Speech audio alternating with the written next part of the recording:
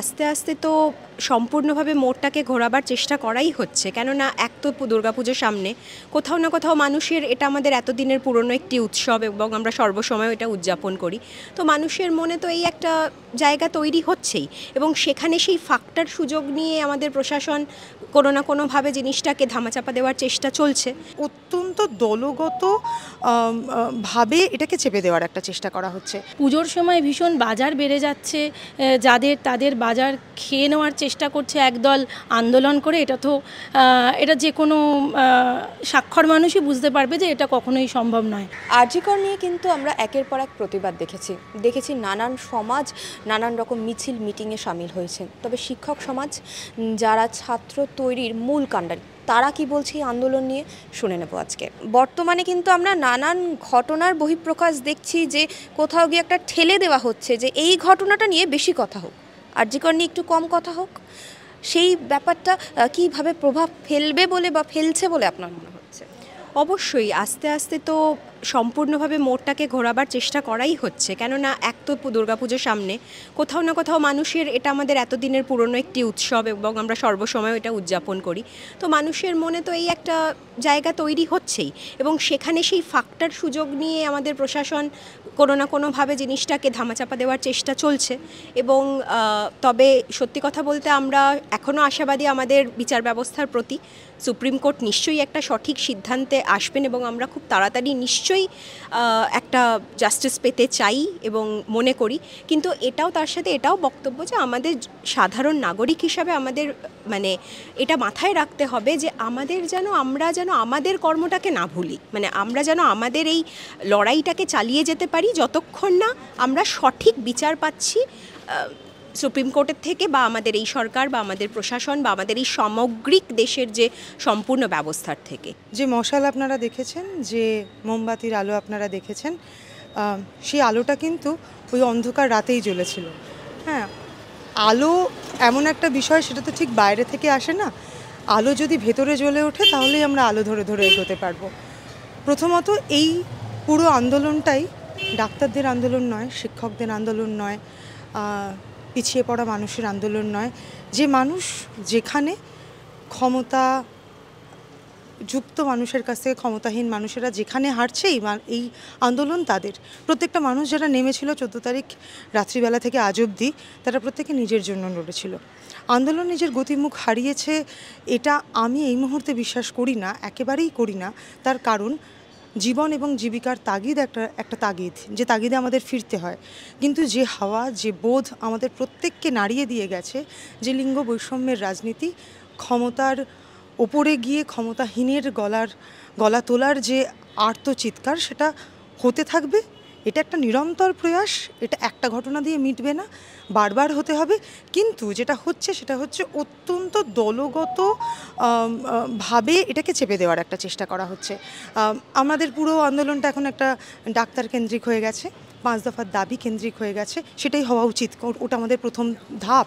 কিন্তু তারপরেও যে জায়গাটা বলতে হবে সেটা হচ্ছে সরকারের একেবারে অপদার্থতা, এবং কোথাও মেনে নেওয়া যে এটা হয়তো আমাদের কারাপশনের ফলেই গড়ে ওঠা এক ধরনের যে বাতাবরণ, সেখান থেকে তৈরি হওয়া একটা ক্রাইম, তৈরি হওয়া একটা অপরাধ। তারা কোথাও স্বীকার করে নিচ্ছেন, তারা যত চাপা দিতে চাইছেন তত বেরিয়ে আসছে যে আমরা এটার পার্ট, আমরা এটাকেই আটকাতে চাইছিলাম, আমরা এটাকে লোকাতে গিয়ে আরও বড় ধরনের ভুল করে ফেলছি।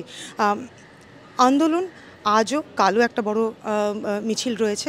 আন্দোলনের মতো করে চলবে। আমাদের প্রত্যেকের জায়গা থেকে গলা তুলতে হবে, এবং জীবন জীবিকার তাগিদে মানুষ ফিরবে। উৎসব মানে এটা নয় যে আমার বাড়িতে যিনি পরিচালিকা কাজ করেন তার জন্য আমি দুটো জামা কিনবো না, আমাকে তার জন্য কিনতে হবে, কারণ সেটা তার দৈনন্দিন জীবনের প্রয়োজন। সেটা উৎসবে ফেরা নয়। উৎসব ভেতরে প্রবেশ করছে কিনা, আমাদের আনন্দ করতে গিয়ে ভেতরে কষ্টটা জমে আছে কিনা, গলাটা বুঝে আসছে কিনা, এটা সব থেকে বড় বিষয়। আন্দোলনের সঙ্গে আছে, আন্দোলনের সঙ্গে থাকবে। আমার ছাত্ররা ভাবছে, এরম দিন তারা দেখেনি, এইভাবে তারা ভাবেনি যে আমার পাশের বান্ধবীটি শুধুই মানুষ, আজ তারা ভাবতে পারছে। আজ তারা কথা বলছে, তারা আমায় জানাচ্ছে ম্যাডাম আমি সেদিনকে হাঁটতে গেছিলাম, আমি আজকে হাঁটতে যাচ্ছি। তারা এইভাবে কথা বলছে, তারা এটা বুঝছে যে মেয়েরা মেয়েদের শত্রু। এই যে শব্দগুলো আমরা ভীষণ রকম ব্যবহার করি কি যে আমরা নিজেদের মধ্যে লড়তে থাকি, মানে আমরা যারা দ্বিতীয় লিঙ্গের বলে আমাদের দাগিয়ে দেওয়া হয় তারা নিজেদের মধ্যে লড়তে থাকি। এটা কিন্তু একেবারে পিতৃতন্ত্রের একটা তৈরি করা রাজনীতি। যত আমরা নিজেদের মধ্যে লড়তে থাকবো, ভাগাভাগি হতে থাকবো, তত আমরা আসল অধিকারের কথা বলবো না। হ্যাঁ, এই অধিকারের কথা কিন্তু এখন আমরা বলছি আমাদের সঠিক কী চাই, আমরা বলছি আমাদের শ্রমের মর্যাদা, আমরা বলছি সুরক্ষার কথা, আমরা বলছি প্রতিনিয়ত শিক্ষা দিয়ে অশিক্ষাকে জেতার কথা। সুতরাং আন্দোলন ভেতরের আন্দোলন চলবে বলেই আমি আশা রাখছি। আমি কিন্তু আমার ছাত্রদের মধ্যে সেই আলো দেখতে পাচ্ছি। সময় তো এমন একটা জিনিস যেটা মানুষকে অনেক কিছুর মধ্যে দিয়ে পার করিয়ে দেয়। হয়তো কিছুটা মাথা থেকে হয়তো বেরিয়ে যাবে, অন্যান্য রেগুলার কাজে, দৈনন্দিন কাজের মধ্যে মানুষ ব্যস্ত হয়ে পড়বে, কিন্তু আমার মনে হয় যে এটাকে এভাবে ভুললে চলবে না।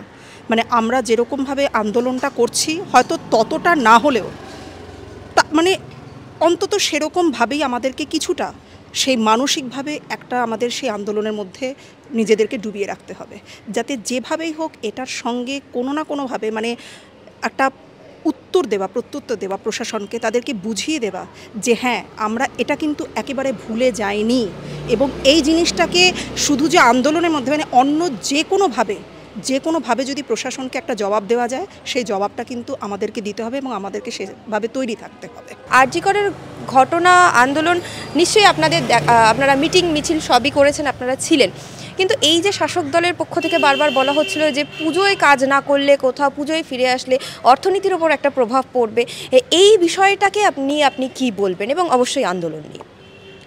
আচ্ছা, প্রথমেই আমি তোমাকে একটা কথা বলি, সেটা হচ্ছে এই যে আপনারা আন্দোলনে ছিলেন এটা এখনও অতীত হয়ে যায়নি, কারণ আমরা আন্দোলনে আছি, আন্দোলনে থাকবো, কারণ আমরা যে সত্যটা উদ্ঘাটন করার জন্য রাস্তায় নেমেছি, একদম সত্যি কথা, সেটা রাস্তায় নেমে আন্দোলন করে আমরা সেটা উদ্ধার করে আনবই। সেখানে যে কোনো শক্তি যেভাবেই কাজ করুক না কেন আমরা আমাদের কাজে অটল থাকবো, এটা প্রথম কথা। সুতরাং ছিলাম না, আছি, থাকবো, যতক্ষণ না এ কাজ মিটবে ততক্ষণ থাকবো। দ্বিতীয়ত অর্থনীতি বলতে যদি বাজার অর্থনীতি বোঝানো হয় তাহলে তো উন্নয়নের অর্থনীতির কথাটা একদমই রাস্তায় ফেলে দিতে হয়, কারণ সবথেকে যদি বর্তমান পরিস্থিতিতে আমি বলি সবথেকে আধুনিক যে জায়গাটা অর্থনীতি তাহলে উন্নয়নের অর্থনীতি, যার জন্য আমরা আমাদের এতগুলো নোবেল জয়ী বাঙালিকে আমরা দেখতে পেয়েছি। সেই উন্নয়নের অর্থনীতির কথা তাহলে তুমি কি বলবে? সবথেকে বড় কথা হচ্ছে উন্নয়নের যে দিকগুলো তা তো শুধু অর্থনৈতিক উন্নতির উপর নির্ভর করে না, অর্থাৎ আমি যদি একদম পিওর অর্থনীতির কথা বলি তাহলে বলতে গেলে একটা দেশ যখন উন্নতি করছে মানে তার গ্রোথ হচ্ছে, মানে তার প্রচুর বাজার বাড়ছে। এখন এই বাজার বাড়াটা প্রথম কথা আমি মনে করি না এটা পুজোর উপর নির্ভর করে। পুজোর সময় ভীষণ বাজার বেড়ে যাচ্ছে, তাদের বাজার খেয়ে নেওয়ার চেষ্টা করছে একদল আন্দোলন করে, এটা যে কোনো স্বাক্ষর মানুষই বুঝতে পারবে যে এটা কখনোই সম্ভব নয়। সুতরাং আমি শিক্ষিত বা উচ্চশিক্ষিত এত কথা বললাম না, যে কোনো স্বাক্ষর মানুষেরই এটা বোঝার কথা। দ্বিতীয় কথা হচ্ছে, কারণ পুজো মাত্র 3-4 দিন, অর্থনৈতিক উন্নয়ন কিন্তু শুধুমাত্র অর্থনীতিতে কি উঠলো নামলো, জিডিপি জিএনপি তার উপর ডিপেন্ড করে না, তার সঙ্গে কিন্তু আরও অনেক কিছু আছে। তার সঙ্গে যে স্ট্রাকচারাল ফ্যাক্টরসগুলো এখানে রয়েছে তার মধ্যে সবথেকে গুরুত্বপূর্ণ হচ্ছে মানুষের কথা বলার অধিকার, মানুষের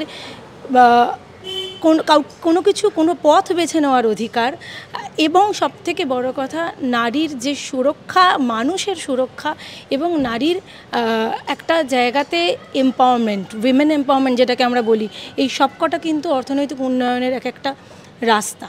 সুতরাং অর্থনৈতিক উন্নয়ন মানে এটা নয় যে আমি একটা আইন করে নারীকে বলে দিলাম ঠিক আছে তোমার রাত্রিবেলা রাস্তায় বেরোতে বা কাজ করতে খুব অসুবিধে হচ্ছে, তো তুমি তো খুব বিপদে পড়ছো, এই তুমি কিন্তু একা আর কাজ করবে না, এরপর থেকে তোমরা দল বেঁধে কাজ করবে। কেন, কী জন্য? এটা কি এম্পাওয়ারমেন্ট? আমি নাইট ডিউটিটা কেন করব না? রাত্রি সাথীকে কীভাবে দেখছেন?